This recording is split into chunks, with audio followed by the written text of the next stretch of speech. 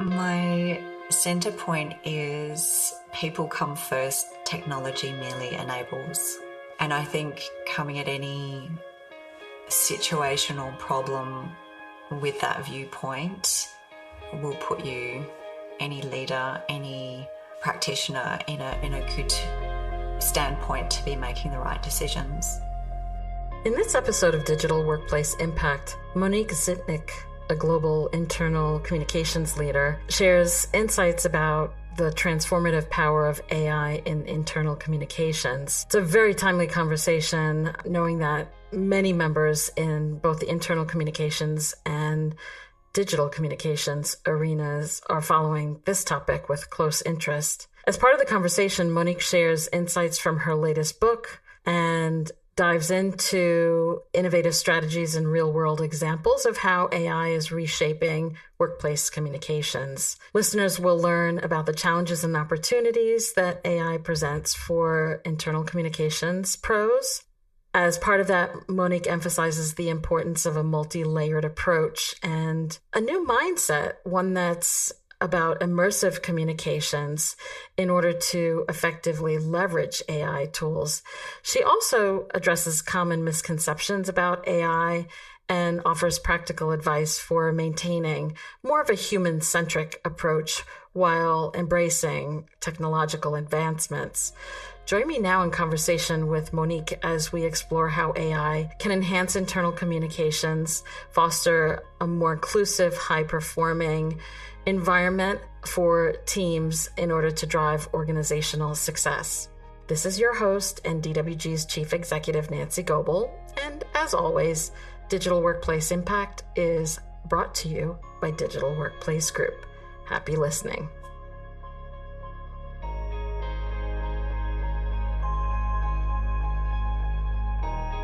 Monique, I have to say, I have been so looking forward to welcome you into the Digital Workplace Impact Podcast studio. I have been following you on LinkedIn for the past several months after seeing a post from a longtime DWG friend and mentee, Christy Punch, who has since become one of our inaugural DWG luminaries. And if Christy follows someone, that gives me pause to say that I should do the same. And so welcome to the studio. Thank you so much, Nancy. I've really, since you reached out, I've just wanted to have a chat with you. I've seen all the exciting initiatives that you have with DWG. I mean, Campbell's, all of those different projects that you've been working with. And Christy is amazing. I met her in Australia at it was one of my first big conferences in 2019, and she just had such a spark and sparkle that we've kept in touch, and any friend of hers is a friend of mine instantly. So I'm so excited about this conversation, Nancy. Oh, how wonderful. And I really had a hard time honing in on a single topic because of the breadth of things that you think about and share within our broader circle. And so I thought it would be nice to start with exploring your most recent book and see where we go from there. And of course, your book focuses on internal communications in the AI era.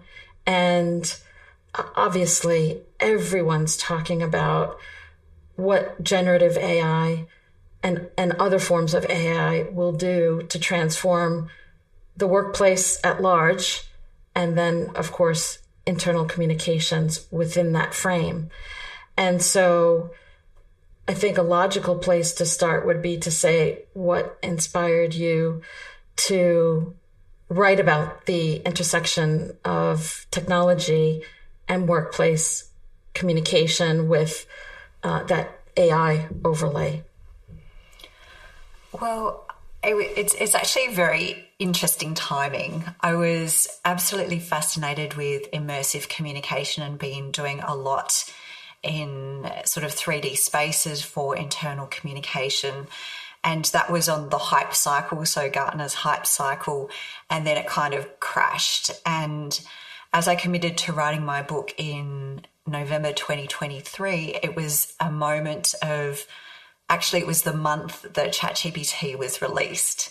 So it was all new. And in those first few months of me doing my research, talking to many, many communication practitioners, and seeing how the environment was so quickly changing, and then trying to think about the impact that it will have on our workplace and how we do internal communications, that sort of provided the fertile ground for my book, which is about strategic communications in the age of artificial intelligence, because I can see so many challenges ahead for us. I see so many opportunities ahead for us, and things are moving so fast. It has been remarkable watching not only how digital workplace teams are supporting and enabling the use of AI to help people communicate, connect, collaborate, and get things done differently. The whole idea of ways of working are changing very rapidly. But I think the added layer is that digital workplace professionals themselves, even within the digital communications arena, are not only helping to support and enable the change, but also need to look at embracing all of these new capabilities within their own respective orbits. And so that's, an added layer that needs to be considered in the mix. And so given, what you do on a day-to-day basis, I am sure that you are seeing a myriad of ways that AI is transforming the landscape of internal communications teams inside of organizations, as well as internal communications as a function, delivering out messaging and instigating conversation in different ways. And would love to hear some anecdotes from what you're seeing and hearing so far. Sure. And Nancy, I think this duality that you talk about, so us and how different forms of AI impact the way that we work in our roles and our responsibility to the rest of the organisation in helping getting them on board, is exactly what we need to be keeping in mind as we go through the coming months, coming years. Mo Gaudet, who used to be head in Google, said that it's the first time where we cannot see the horizon of where we are going. So in terms of anecdotes of things I'm seeing, there's some really great examples of, say, Saturn MediaMarkt, who have plugged DeepL into their Viva Connect so that their employees so Saturn MediaMarkt are a German European retail store for electronic goods. So that's where you would buy your mobile phone, or you might, I think they actually sell bikes and other things as well, but mostly sort of electronic devices. And their shop front staff on the floor can use their mobile phones and listen or read their content on the Viva Engage in their chosen language. So that's a fairly, when you think about, digital workplace and digital workplace development, that's a fairly recent kind of thing that's been enabled for us and a wonderful benefit.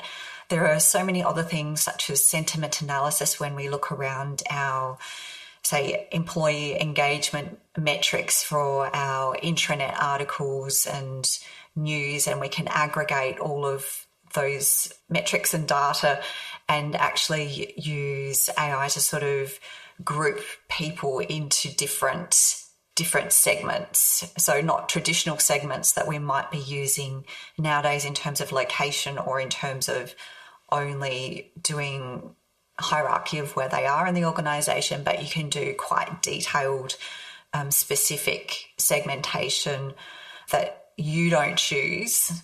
It's chosen for you based on how they interact with your platforms and devices.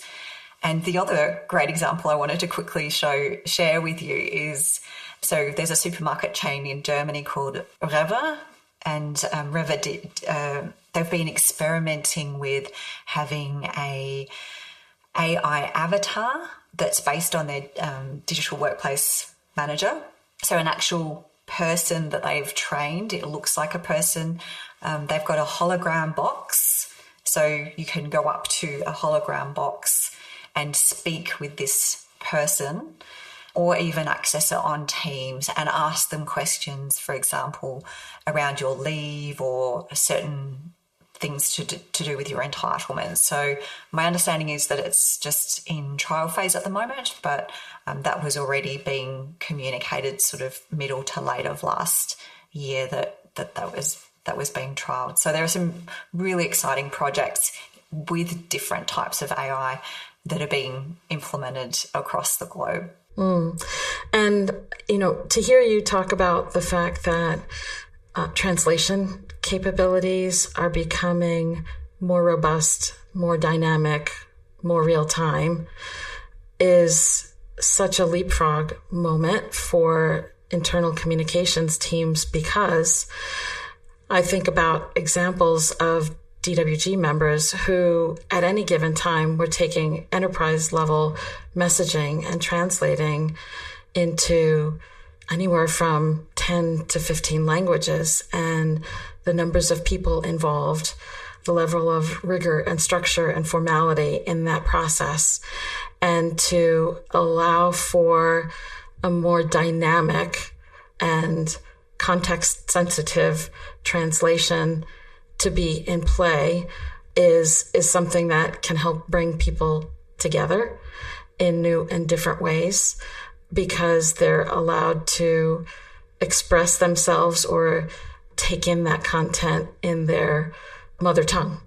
And so I'm really curious to see how the idea of enterprise level conversation starts to evolve from here, supported and enabled by multilingual capabilities, and rich ones at that. A fun fact is I used to work for Australia's multilingual broadcaster, and one of our big principles was speaking your language. So it's about accessibility and giving people the information that they want in their chosen language.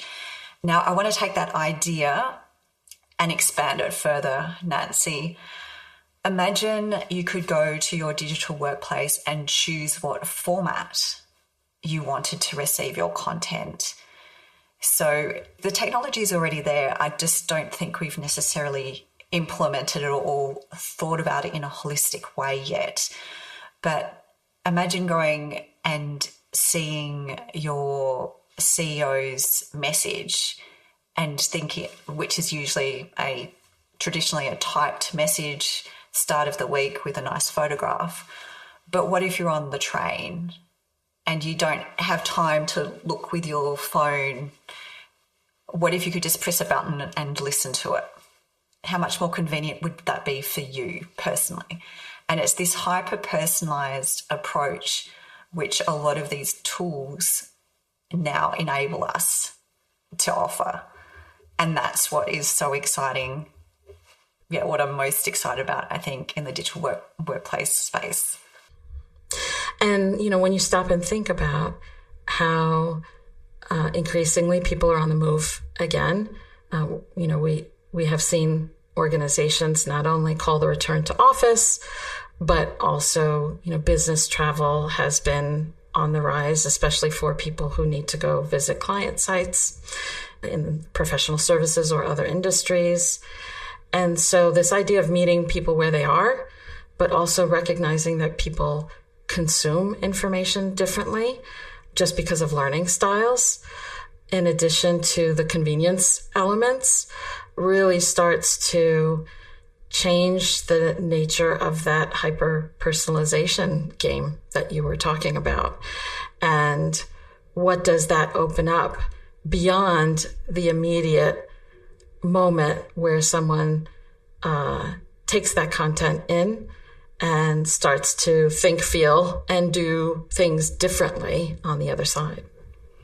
So what we're talking about now is moving from the traditional sender-receiver model where me as the sender gets to choose the format and gets to choose the content, and you, Nancy, as the receiver, receives what I send and then hopefully sends something back to me, so responds to my comments or questions. We're moving from this 1960s David Berlow model to a more experienced, immersive approach to the way that we communicate. And that's where we put the user in the center of the experience and they get to choose. We give them as much choice as possible for them to consume the content in the way that they wish. With that in mind, I'm trying to pull a concept from your book that you termed the multilayered approach to internal communications and understand where that fits into this picture. And so maybe you can elaborate on what this means and why is this crucial now in the age of AI? Absolutely. I think we've all seen, Nancy, just how much content is out there. There's a deluge of content on all channels everywhere, even if you look on social media. And the idea is, rather than just bombarding people with more content, we need to be strategic in the way that we communicate. So when I talk about the multi-layered model, it is a strategy model for how you can develop a robust internal communication strategy. I've actually been using it for external communications in the past couple of months with clients, and it's working really, really well. And I can talk you through very quickly, just for your listeners and viewers. The basis is the foundation. So this 1960s David Berlow model of sender-receiver. And I want you to think of, say, a toolbox, one of those big red ones with the 3 layers that you open and pull out. So you've got the foundation in the bottom, which is the base, which the toolbox sits on. Then you have the next level, and that's the communities and networks. So it's using your champion network. For example, if you're implementing a new intranet, you'd go with a champion model to cross silos. You'd be working with communities. A lot of these concepts we are very familiar with since social media made its boom. So this is your Viva Engage type of tool or your Slack. Then we take out the top bit of our toolbox in the strategy toolbox, and there's the immersive communication, which is what I just mentioned, where you put the audience in the center of the experience, and it's multisensory, it's non-linear, so perfect for asynchronous work, or as non-linear as you can make it. And it's also interactive. So again, things that we instinctively do or use in our comms, but it's about being deliberate and thinking of it in a strategic way and having this model to just remember, oh, I've forgotten that bit, or this bit of the model's missing. So then we've built our toolbox. But the sides of the toolbox, what holds it together is the leadership communication, which you need to have, and also the strategic alignment and stakeholder management, because without those two things, you've got a very floppy toolbox that's likely to open and collapse everywhere. So that's the multi-layered approach. And the idea, again, is that you've got these different layers that are all valid, where you've got different tools sitting in those layers that you might pick and use for your communication strategy, depending on exactly what your situation is and what you're trying to achieve. I love this metaphor of a toolbox. as a way of framing all of these important components.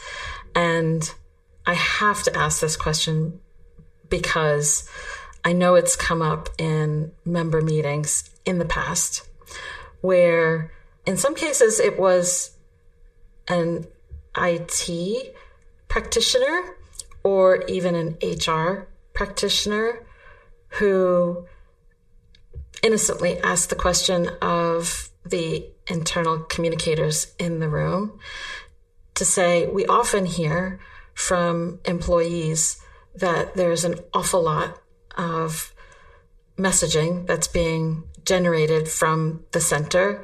And sometimes I'm not sure why it's coming into our view other than just to stay informed. And so as organizations leverage this toolbox that you've described, is there a sense of clarity that can come to a new level of understanding for individuals about why certain messages are being shared and how to essentially take a call to action in response? And so do you see, in other words, the quality, the value, and the impact of internal communications change when the toolbox is in play? Absolutely. Two things happen if you're not strategic. If you just bombard employees with too much content in an uncoordinated way, research now is last year from Nottingham University shows that it directly causes employee burnout and stress. And they get, if you don't have a clear channel strategy, they get also sort of FOMO type of experiences where they don't know what channel they're going to get the information on, if they're going to get it at the right time, and it causes a lot of anxiety.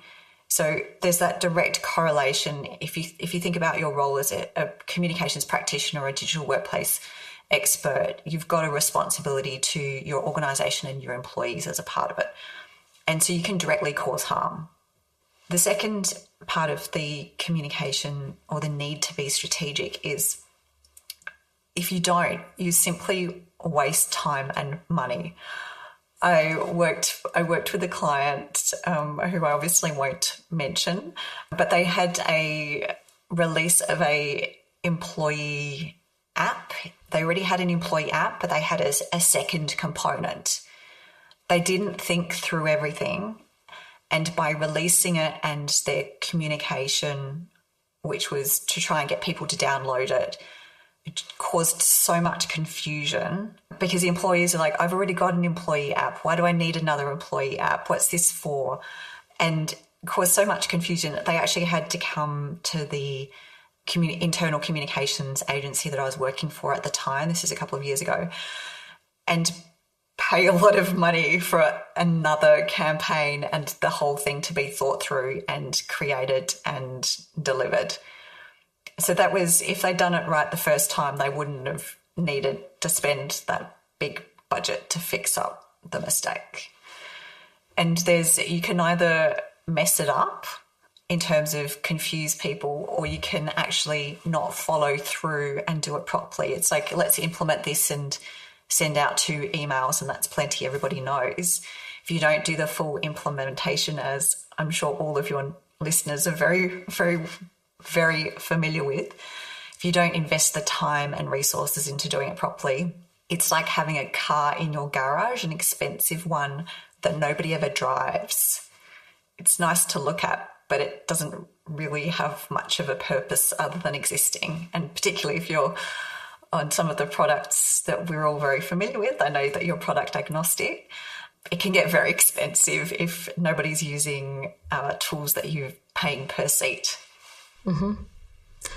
And, when I look at how many organizations have had to make a shift from a growth mindset to profitability, just given all of the economic uncertainties around us, every penny, every pence that an organization spends needs to show value for cost. And so it feels like, we're kindred spirits in many ways and are having conversations in parallel. Just this past week, Elizabeth Marsh, who's our director of research, shared some of the highlights from her dissertation. She's working on her doctorate, and picked up on these issues of techno-stress and the fact that employees, have been feeling overwhelmed, and where you can use a strategic approach, i.e. the red toolbox, alongside the increasingly robust AI capabilities to help not only hyper-personalize, but also help people absorb the right content in meaningful ways and take specific action. We will see that flow through in the various metrics that you talked about, and see a ripple through on the reduction of friction, as well as the ability to think and operate differently in the organization.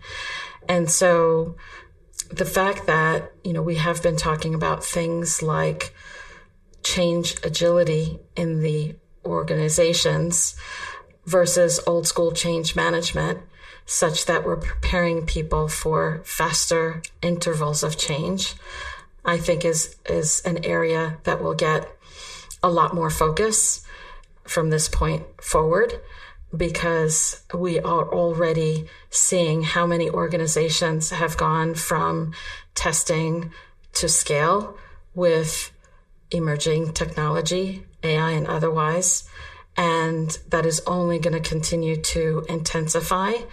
I say with velocity, meaning speed and direction, going forward.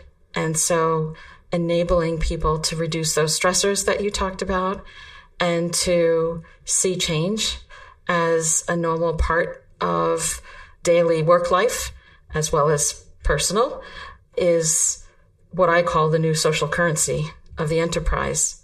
And so in my latest edition of Diary of a CEO, I talk about some of the disciplines that we need to have in place to not only mine the data and the KPIs that you were talking about, but also understand how employees are feeling about these changes so that we can provide the right support systems in orchestrating those changes. And so that's one strand of opportunity and challenge all wrapped into one package.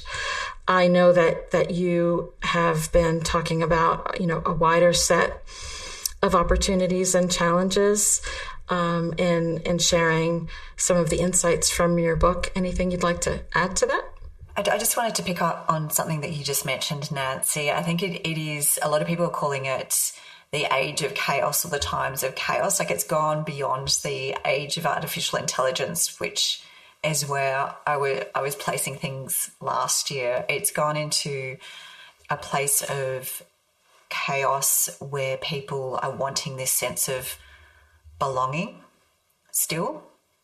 And I think we do have that opportunity to play a role as a conductor, directing the flow of communication in the right way at the right pace as well.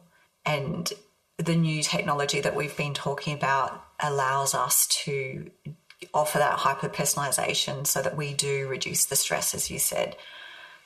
In terms of concepts in relation to my book, I think the one thing that I would like to do or hope to see in the coming years, and it's been really pleasing last year to see this movement, at least in Europe, is this idea that our leaders do need to be upskilled in communication and understanding communication at scale. My book is the first internal communications book that was actually written for business leaders and not specifically for the internal communication professional. I've had great response from internal communication professionals who love the model and the immersive communication. But what I would love to do is to be able to bring this more into the leadership space, and that will happen through practitioners across digital workplace, internal comms, HR, all of those people who have excellent employee communication at the heart of what they do, sharing their knowledge and upskilling our leaders to help them be better communicators and to understand that just because they're communicating with their team one-on-one or in their team and they've got those great interpersonal skills doesn't mean that they don't need to think out and be strategic in the bigger sense, which we all know does need to happen. So that's my one goal or focus for this year, is to broaden that understanding of strategy a little further so that we can make a positive impact in our workplaces. When I think about the leadership cadre in many organizations, I know that anytime we see a burst of technological change, in this context, we're talking about AI, of course, the idea that taking a human-centered approach becomes even more important. And so I imagine that you're thinking about this in layers, not just in terms of what internal communications practitioners need to do, but also leaders in the enterprise. Share a little bit about your thoughts on the human-centered approach. I think it's easy with our shiny tools and toys to lose focus about why we're actually communicating. And I know that there's obviously business success and profitability is a key focus. But we don't get there unless our people are on board and understand what they need to do. And that's why we need to, in pure business sense, that's why we need to be people focused. And we need to put the people in the center of the whole experience. Is because without them driving the tools, without them checking and making sure the decisions are the right decisions, and we're not blindly following what ChatGPT or some other tool has told us, that we're questioning, then we're going to have serious problems in the future, and we'll be stuck in a productivity cycle of just working faster. And then the question is, for what? I know we're getting into a bit of philosophical discussion here, Nancy, but the question is, if we're working faster with all these great tools, what's the end outcome? Like, what do we also as employees get for that? And there are some interesting organisations that are already, I think in Australia, are already looking at a model where they've got a billable hour system, and if you use AI, you write that down into your timesheet, and then you get some of that time back as personal time. So that because you've been using AI, you've been working faster, so you get extra personal time back, which I think is an interesting concept. Yeah, because it's reinforcing behavior that is conducive to being more efficient and hopefully more effective on top of that as well. And so that's the first time I've seen almost a level of real-time behavior reinforcement at a rewards level. And I'll be curious to see as time passes, are there other change levers like that come into play from a more creative stance? What I find really interesting is when we start to look at not only the rewards systems and the ways of working, but also those bigger societal questions. And then you start to talk about the 4-day work week, and then you start to talk about sure, we're coming back into the office, but how do you optimize that experience? So these are all really fascinating areas of the future of work, which I'm inspired and hopeful that we find some creative future, not only solutions, but new ways of working. And I certainly think that the soft skills that we all need to hone will evolve, as well as these tangible skills that we're building vis-a-vis AI. And that just sparks a moment of reflection for me about advice that would be worthwhile imparting on not only internal communications professionals, but also leaders as communicators. And would love to get your thoughts on any words of advice for both of those audiences. My center point is people come first, technology merely enables. Mm-hmm. And I think coming at any situation or problem with that viewpoint will put you, any leader, any practitioner, in a good standpoint to be making the right decisions. Mm-hmm. That's a very helpful piece of advice. I guess just to cap off our time together, what have we missed, Monique? I feel like I have so much to discuss with you, Nancy. We might need to have another chat. There are lots of avenues. I'm insanely curious to hear more about what's happening in America, particularly with your DWG members, experiences, what's on their minds, swapping stories with Europe. I've been involved in the Digital Workplace Summit in Brussels last year, and also intra-team, and I've got connections with digital workplace people in Australia. So I look forward to bigger and broader conversations with you and your community, Nancy. Oh, well, I certainly look forward to that. This conversation whet my appetite for continuing that conversation. And so I will make sure that happens. But it's hard to believe, Monique, our time together has just flown by. And it probably makes sense for us to pause here while we start thinking about that ambition for a next stage conversation. And for me to thank you for taking the time out of a busy day to chat with me and share some of your thoughts grounded in your new book.